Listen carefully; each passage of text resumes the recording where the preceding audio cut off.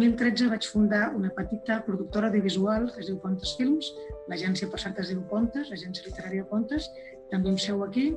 Vam produir una primera pel·lícula que era Rastres de Sàndal, que potser alguna us sona. El 2015 vam guanyar el Premi Gaudí a millor pel·lícula, que ens va fer molta il·lusió, i pel que vam ser finalment conegudes, a part de que la pel·lícula va agradar molt, és perquè com a productora i amb els meus socis vam decidir que tots els equips de la pel·lícula, els equips tècnics i artístics, estarien dirigits per dones. Tots. La direcció, el so, la fotografia, l'edició, tot. La directora, tot.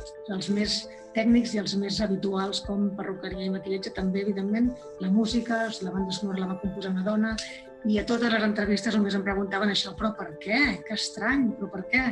Si només així resumint, veureu que tant en l'àmbit de la literatura com en l'àmbit del cinema sempre m'he dedicat, des que vaig fundar Pontes l'any 92, a impulsar carreres professionals a dones i a donar veu a dones que si no algú no s'obsessionés en aquest tema no ho haguessin aconseguit.